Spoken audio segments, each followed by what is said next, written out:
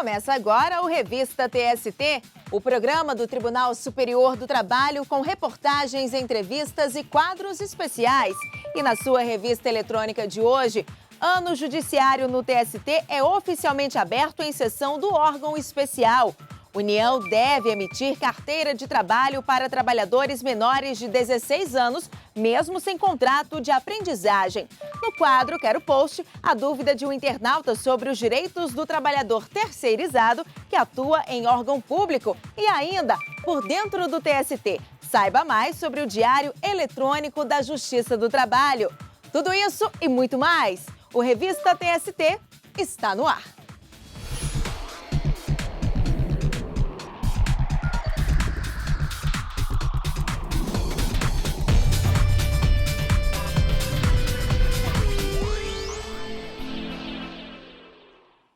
As atividades da Corte Superior Trabalhista em 2017 foram oficialmente abertas durante sessão do órgão especial do TST. Acompanhe. O presidente do Tribunal Superior do Trabalho, ministro Ives Gandra Martins Filho, deu início à sessão de abertura do ano judiciário com uma homenagem ao ministro Teori Zavascki, do Supremo Tribunal Federal, que morreu no dia 19 de janeiro, vítima de um acidente aéreo no Rio de Janeiro. Com discrição, austeridade e rigor técnico, conquistou o respeito dos colegas, do meio jurídico, da imprensa, de toda a sociedade. Sua fama maior foi alcançada pela relatoria dos processos relacionados à Lava Jato, envolvendo políticos com foro por prerrogativa de função no STF, mas sua importância como julgador não se limitou a isso. Como juiz, era um homem inabalável. Nós tivemos a honra, como todos se recordam, de recebê-lo no final de novembro, no nosso seminário comemorativo dos 75 anos da Justiça do Trabalho e dos 70 anos do TST. A vocação para a magistratura e o perfil técnico de Teori Zavascki também foram lembrados pelos demais ministros do TST. Era um daqueles juízes paradigmáticos que honraram e dignificaram a magistratura, pela discrição, pela prudência, pelo comedimento, pelo elevado espírito público, pela perfeita compreensão da elevada responsabilidade que consiste no exercício da magistratura, sobretudo pela notável humildade que marcava o seu comportamento profissional. O ministro Teori deixa um vácuo para a sociedade, para o Poder Judiciário, para a sua família e para os seus amigos. Não só como profissional, como também como pessoa humana. Eu também quero acentuar que, conhecendo o ministro Teori, sou testemunha de que ele reunia realmente, como magistrado, todas aquelas qualidades e virtudes que são necessárias, né, ao magistrado.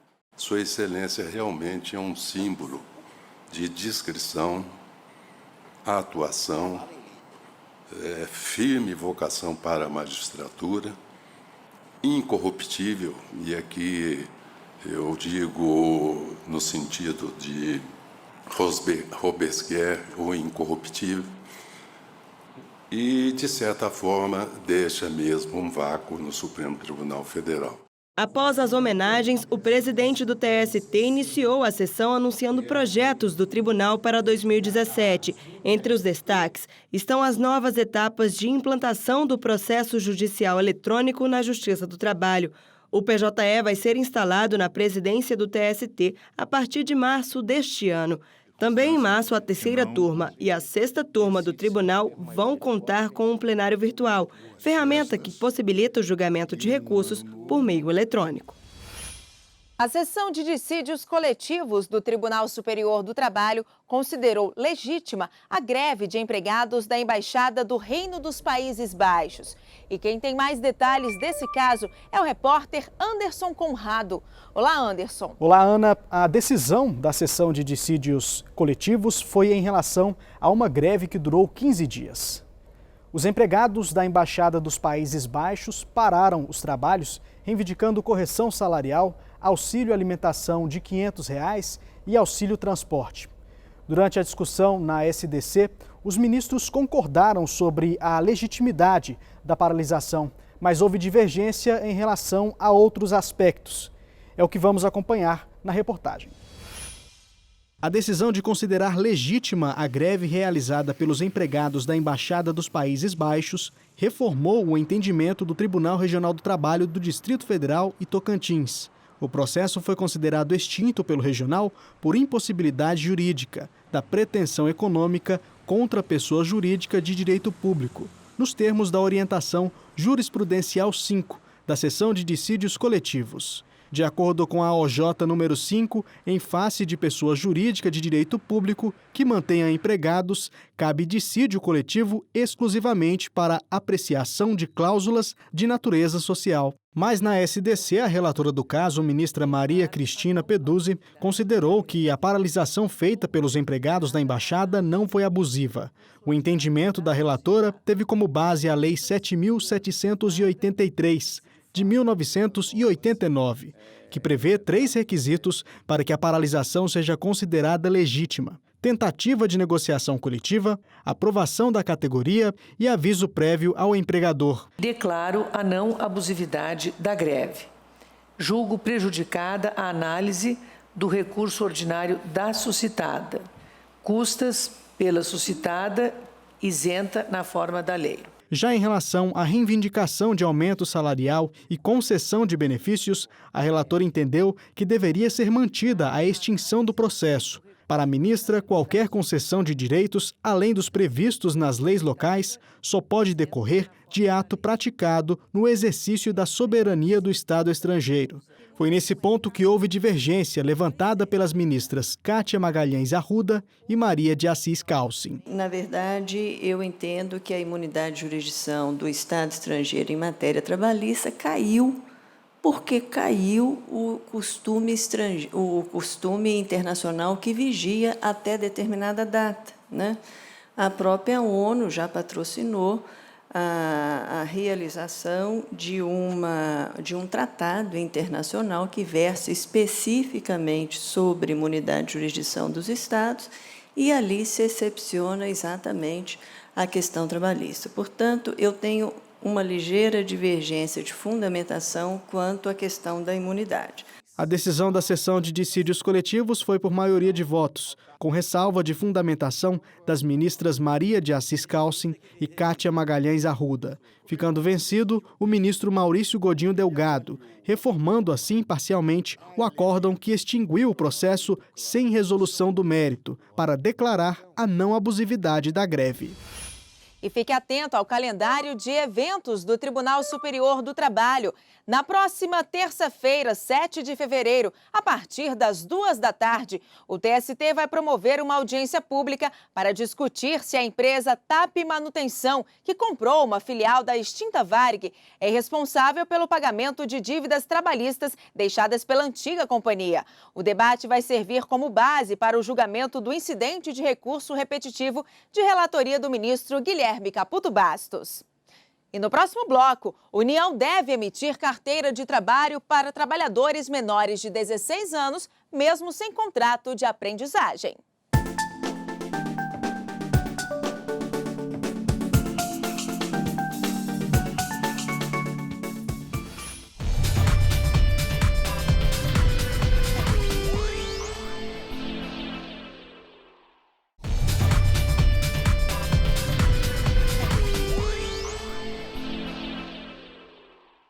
Voltamos com o Revista TST e vamos agora conferir alguns casos julgados pelas turmas do tribunal. E dando início ao nosso giro, um destaque da segunda turma. Um trabalhador que foi arremessado devido à explosão de uma bomba em uma pedreira vai ser indenizado em R$50 mil. Devido ao acidente, ele precisou fazer uma cirurgia nos olhos. Ao julgar o caso, o Tribunal Regional do Trabalho do Espírito Santo entendeu que a empresa foi negligente, pois não ofereceu capacitação técnica para os trabalhadores usarem os equipamentos para abertura de rochas de forma segura. No recurso ao TST, a empresa afirmou que o valor de R$50 mil definido pelo regional foi excessivo e que não teriam sido observados os critérios de proporcionalidade e razoabilidade. Mas o relator do caso, o ministro José Roberto Freire Pimenta, considerou que o montante estabelecido não foi desproporcional diante da capacidade econômica da empresa e do dano sofrido pelo trabalhador. E ficou mantida na 7ª turma decisão que obriga a União a emitir carteira de trabalho para trabalhadores menores de 16 anos, mesmo sem contrato de aprendizagem. O Ministério Público do Trabalho havia entrado com a ação após ter sido negada a emissão da carteira de trabalho a um adolescente de 15 anos que trabalhava irregularmente em uma empresa. A União alegou que a Constituição proíbe o trabalho de jovens menores de 16 anos, a não ser na condição de aprendiz a partir dos 14 anos. Mas, ao analisar o caso na 7ª turma do TST, o ministro Douglas Alencar Rodrigues considerou que nos casos de trabalho do menor de 16 anos em desacordo com a lei, é necessário interromper a situação de imediato e garantir ao adolescente todos os direitos devidos a um trabalhador regular. A decisão vale para todo o Brasil. E a primeira turma manteve condenação à administradora de portos de Paranaguá e Antonina por suspensão de um portuário antes de um processo disciplinar ter sido concluído. De acordo com o processo, julgado inicialmente pelo Tribunal Regional do Trabalho do Paraná, o portuário foi suspenso por 90 dias, deixando de receber o salário nesse período para que fosse apurada a suposta falta grave cometida por ele. Em defesa, a administração dos portos de Paranaguá e Antonina alegou que a suspensão teve caráter preventivo, a fim de possibilitar a apuração sem interferência direta do servidor. O argumento não foi aceito pelo TRT do Paraná, que entendeu ter havido abuso de poder disciplinar. A administradora de portos foi, então, condenada a pagar R$5 mil de indenização por danos morais ao trabalhador. A administradora de portos recorreu ao TST, argumentando que todos os fatos foram apurados, inclusive na esfera criminal, e que a suspensão do portuário preservou o ambiente de trabalho. Mas o relator do caso na primeira turma, o ministro Hugo Scheuermann, afirmou que a empresa errou ao aplicar a pena de suspensão antes mesmo da conclusão do processo administrativo disciplinar. Por essa razão, o ministro negou o recurso da administradora, ficando mantida a condenação de primeira instância. A decisão foi unânime. E seguimos com o nosso giro de notícias e vamos agora para a 4ª turma. Por lá, os ministros restabeleceram decisão de primeira instância e reconheceram que uma camareira de um motel em Belo Horizonte tem direito ao adicional de insalubridade. O TRT mineiro havia entendido que as tarefas executadas pela camareira estavam fora da hipótese normativa que prevê a insalubridade. Mas, ao julgar o caso, a turma entendeu que a decisão regional contrariou a súmula 448 do TST, que prevê que a higienização de instalações sanitárias de uso público ou coletivo de grande circulação enseja o pagamento do adicional de insalubridade. A decisão foi unânime. E essa notícia teve grande repercussão em nossas redes sociais. Na página do TST, no Facebook, muitos aproveitaram para comentar a notícia, como é o caso do Sérgio Luiz. Na opinião dele, o que não faltam em um motel são agentes biológicos que podem contaminar quem os manuseia. E você também pode deixar o seu comentário na página do TST no Facebook. O endereço é facebook.com/TSTJus. E a gente continua falando de redes sociais. É o quadro Quero Post.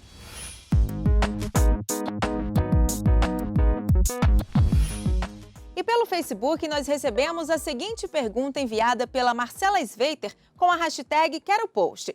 Eu era terceirizada em um órgão público e minha empresa me demitiu, mas até hoje não recebi o que tenho direito. De quem é a responsabilidade? Da empresa ou do órgão público? Bom, vamos saber a resposta agora na reportagem. Givaldo trabalhou como empregado terceirizado de um ministério em Brasília. A empresa que o contratou atrasou o pagamento do salário de um mês e 15 dias depois decretou falência. Ele e diversos trabalhadores ficaram sem receber nenhum direito trabalhista. Deixou boa parte dos funcionários sem recebimento de pagamento, multa rescisória, 13º. decretando falência.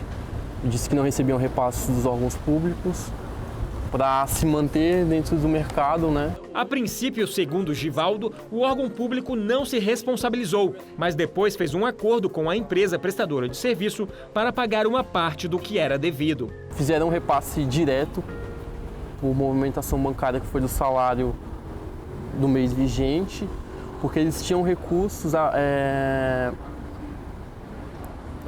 congelados da empresa, né? E acabaram fazendo uma boa parte desses repasses para fim de pagamento. Mas o Givaldo não recebeu todos os direitos trabalhistas. Mas o que fica mesmo é a frustração, né? Porque você, querendo ou não, você tem a responsabilidade, tem que se dedicar e no final das contas você acaba ficando, entre aspas, com a mão na frente ou outra atrás, né? Em casos como esse, de quem é a responsabilidade? Da empresa, da instituição que contrata o serviço ou dos dois? A responsabilidade direta é do empregador, daquele que a contratou. Mas existe uma responsabilidade subsidiária que é prevista na súmula 331, que é a responsabilidade do tomador do serviço, daquele que se beneficiou dos serviços da trabalhadora ou do trabalhador. Esse, caso o empregador dele, que foi a empresa terceirizada, não venha a quitar as suas dívidas trabalhistas, ele, como tomador, ele vai responder para quitar todos os direitos trabalhistas daquela trabalhadora. A súmula 331 do TST afirma que a contratação de trabalhadores por empresa interposta é ilegal, formando-se o vínculo diretamente com o tomador dos serviços, salvo no caso de trabalho temporário, e diz que a contratação irregular de trabalhador, mediante empresa interposta, não gera vínculo de emprego com os órgãos da administração pública, direta, indireta ou fundacional. O inciso 3 da súmula esclarece ainda que não forma vínculo de emprego com o tomador a contratação de serviços de vigilância e de conservação e limpeza, bem como a de serviços especializados ligados à atividade meio do tomador, desde que inexistente a pessoalidade e a subordinação direta. Já o inciso 4 alerta que o inadimplemento das obrigações trabalhistas por parte do empregador implica a responsabilidade subsidiária do tomador dos serviços quanto àquelas obrigações, desde que haja participado da relação processual e conste também do título executivo judicial. A súmula 331 prevê ainda em seu inciso 5 que os entes integrantes da administração pública direta e indireta respondem subsidiariamente nas mesmas condições do item 4, caso evidenciada sua conduta culposa no cumprimento das obrigações da Lei nº 8.666, especialmente na fiscalização do cumprimento das obrigações contratuais e legais da prestadora de serviço como empregadora. A responsabilidade não decorre de mero inadimplemento das obrigações trabalhistas assumidas pela empresa regularmente contratada. Por fim, o inciso 6 diz que a responsabilidade subsidiária do tomador de serviços abrange todas as verbas decorrentes da condenação referentes ao período da prestação do serviço. Tanto na iniciativa privada quanto na pública, a terceirização funciona da mesma maneira. A diferença é que nos órgãos públicos é preciso fazer uma licitação para contratar uma empresa terceirizada. Em um caso que chegou ao Tribunal Superior do Trabalho, a Petrobras foi condenada subsidiariamente ao pagamento de verbas trabalhistas de uma engenheira terceirizada. A trabalhadora recorreu à Justiça Trabalhista, alegando que, apesar de ter sido demitida sem justa causa, não recebeu as verbas rescisórias. O relator ministro João Oreste Dallazen observou que, apesar de a lei proibir o reconhecimento automático da responsabilidade da administração pública pelo inadimplemento das obrigações trabalhistas por parte da empresa contratada por licitação, faz uma ressalva em relação aos casos em que a entidade pública falhou em fiscalizar a empresa contratada quanto ao cumprimento das obrigações trabalhistas. Um outro julgamento ocorrido na 6ª turma do TST também mostrou que a responsabilidade subsidiária só pode ser reconhecida se houver culpa do ente público tomador dos serviços. Os ministros determinaram, por unanimidade, o retorno dos autos de um processo ao Tribunal Regional do Trabalho do Rio Grande do Sul, uma vez que o regional reconheceu a responsabilidade subsidiária da Companhia Estadual de Distribuição de Energia Elétrica sem registrar se houve falta de fiscalização no cumprimento das obrigações trabalhistas. O Supremo Tribunal Federal retomou na última quinta-feira a discussão de um recurso extraordinário que discute a responsabilidade das empresas interpostas e empresas públicas sobre os encargos de trabalhadores terceirizados. Durante a discussão, também foi avaliada a súmula 331 do TST. No Congresso Nacional, a Câmara dos Deputados já aprovou o projeto de lei da Câmara que prevê terceirização irrestrita. No Senado, o tema ainda deve ser julgado. E sobre esse assunto, além do projeto de lei citado na reportagem que busca estabelecer um marco regulatório para a terceirização no país, existem vários outros em tramitação na Câmara dos Deputados e no Senado Federal. Só na Câmara dos Deputados, o site da Casa informa que há 138 propostas sobre o assunto. Já no Senado, são 20 projetos de lei sobre terceirização. E no próximo bloco, por dentro do TST, saiba mais sobre o Diário Eletrônico da Justiça do Trabalho, um instrumento oficial de divulgação dos atos do TST e demais órgãos trabalhistas.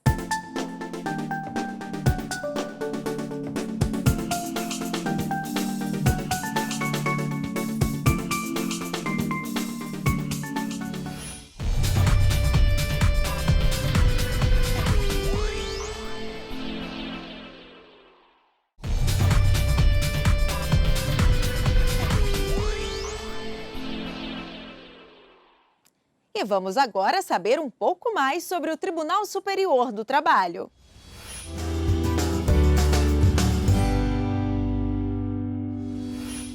Você sabe onde são divulgadas as decisões do TST? O Diário Eletrônico da Justiça do Trabalho é um instrumento oficial de divulgação dos atos do tribunal e demais órgãos trabalhistas, servindo de parâmetro para a contagem dos prazos processuais. O diário também conta com um caderno administrativo e permite aos advogados fazerem pesquisas personalizadas. Saiba mais sobre a ferramenta no quadro Por Dentro do TST. Uma média de 22 mil processos julgados por mês. Isso só no Tribunal Superior do Trabalho. Agora imagine o desafio de quem precisa acompanhar as decisões da Justiça Trabalhista como um todo. Varas do Trabalho, Tribunais Regionais do Trabalho e TST. Para tornar essa tarefa possível, foi criado o Diário Eletrônico da Justiça do Trabalho. É nele que, desde 2008, são publicados decisões judiciais e atos administrativos do Tribunal Superior do Trabalho, do Conselho Superior da Justiça do Trabalho, o CSJT, da Escola Nacional de Formação e Aperfeiçoamento de Magistrados do Trabalho, a ENAMAT, e dos Tribunais Regionais do Trabalho. O acesso ao material é livre, não precisa de cadastro prévio. No Tribunal e na Justiça do Trabalho, o Diário é um projeto de extrema importância porque ele divulga todas as matérias do PJE, do Processo Judicial Eletrônico, e divulga atos de gestão administrativa dos tribunais, do Conselho e da ENAMAT. O Diário Eletrônico da Justiça do Trabalho é gerido pelo Conselho Superior da Justiça do Trabalho e dividido em 2 cadernos. O primeiro é dedicado a questões jurídicas, como pautas de julgamentos, acórdãos. Já o segundo caderno é reservado aos atos administrativos, para divulgação de resoluções e portarias, por exemplo. O caderno administrativo contém todos os atos de gestão administrativa, as portarias, os atos mesmo de viagem, as resoluções, os acordos de cooperação, tudo o que tem a ver com a gestão administrativa dos tribunais, da ENAMAT e do Conselho Superior da Justiça do Trabalho. E o nosso caderno judiciário, ele contém todas as matérias referentes aos processos trabalhistas, as publicações, as notificações, as intimações, as decisões, todas são publicadas no caderno judiciário do Diário Eletrônico. E o acesso é bem fácil e didático. Basta entrar na página do CSJT e no lado direito da tela clicar no ícone Diário Eletrônico. Na aba Pesquisas, é só informar as datas, escolher o caderno, o órgão, baixar o arquivo e pronto. Todas as decisões do dia estão disponíveis para pesquisa. Em cada TRT, há um gestor responsável pelo conteúdo a ser publicado no Diário Eletrônico da Justiça do Trabalho pela região de origem. O CSJT monitora a eficiência do sistema e, periodicamente, promove aperfeiçoamentos na ferramenta. Nós não fazemos um controle de conteúdo, nós fazemos uma estabilidade do sistema, uma disponibilidade do sistema, cuidamos das melhorias em o diário estar disponível todos os dias, que ele concentre todo o conteúdo que veio dos tribunais. Desde o ano passado, o Diário Eletrônico da Justiça do Trabalho passou a oferecer uma ferramenta que permite aos advogados fazerem pesquisas personalizadas. Hoje nós temos 7 tribunais que já disponibilizam para os advogados da sua região. E chegou o momento de conferir o que está rolando no programa de rádio do TST, o Trabalho e Justiça. E quem vai falar sobre ele é a apresentadora Priscila Peixoto. Olá, Priscila. Olá, Ana Amélia. O Trabalho e Justiça inicia 2017 com novidades. Todas as quintas-feiras, nós veicularemos o quadro Pode ou Não Pode. A partir de casos reais julgados pela Justiça Trabalhista, nós vamos discutir o que é permitido ou não nas relações de trabalho. A ideia é chamar a atenção para práticas consideradas abusivas e também para direitos e obrigações tanto de empregadores quanto de trabalhadores. Em um dos casos, nós vamos contar a história de um supervisor que tinha o hábito de bater com um chicote na própria mesa para chamar a atenção dos empregados. Ficou curioso? Então não perca o Trabalho e Justiça. O nosso programa vai ao ar de segunda a sexta-feira, às 10h50 da manhã, na Rádio Justiça, e você também pode acompanhar tudo pela página da rádio no site do TST. É com você, Ana. Muito obrigada, Priscila, e até a próxima. E chegamos ao fim de mais um Revista TST. Outras notícias você acompanha pelo aplicativo do Tribunal ou pelo nosso site. Muito obrigada pela companhia e até semana que vem. Tchau!